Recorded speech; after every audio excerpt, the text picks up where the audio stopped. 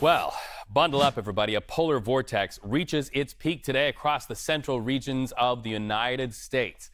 There's your video making the case right there. More than 50 major cities could break some records. And Jess, you are watching all of this. This is not only chilling to look at, but really weather like this comes with a warning, because if you respond in advance, you can save a life. Well, completely. And just preparing people before these storms even approach their communities, giving them time to either figure out how are they going to get their kids to, well, if they usually take the kids to school or head to work, well, maybe there's alternatives. Maybe you need to stay home today. But, you know, the thing about this winter storm, it's now offshore.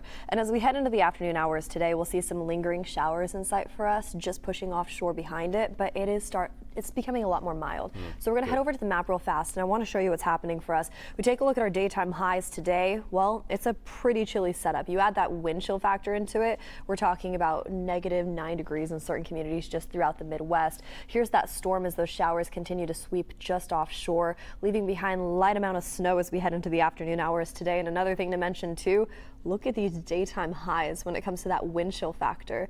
These are the feels like temperatures. 19 in Dallas, -31 up into Rapid City, Kansas City, just behind me, sitting at -17. So there's a reason why we're still dealing with winter storm warnings and advisories too off into the east. But what you see below me is actually the extreme cold warnings that have been issued by the National Weather Service for all of the communities around me, and the watches all the way down to the south too. Let's dive over to the map real fast. A couple things to mention. This storm continues to track offshore into the afternoon hours today, but the past 24 hours it brought in heavy rain to the south and significant snow all the way to the north in areas like Virginia Beach, which we'll highlight in just a second.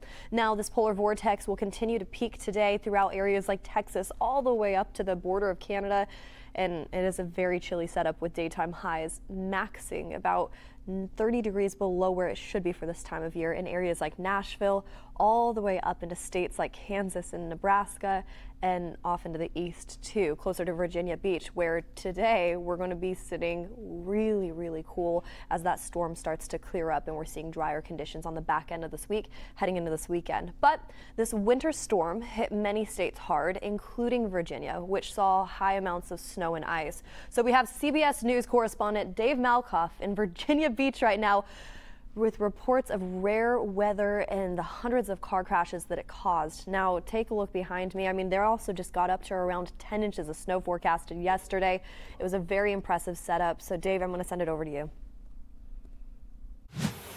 This is Virginia Beach. This is not the middle of Alaska. Actually, in Anchorage, Alaska this morning, it was warmer than it was here in Virginia Beach. What I'm standing on is, I guess you could call it sand.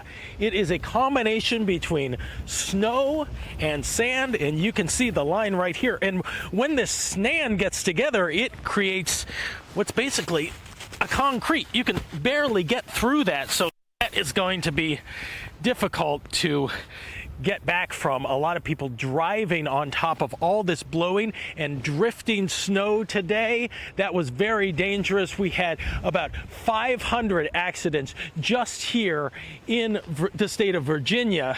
People were drifting all over the roadways. There were some people who were going off of the roadways. I passed a half dozen accidents on my way here from the Richmond airport, so it was a very long way to go. But look at how people are reacting to this.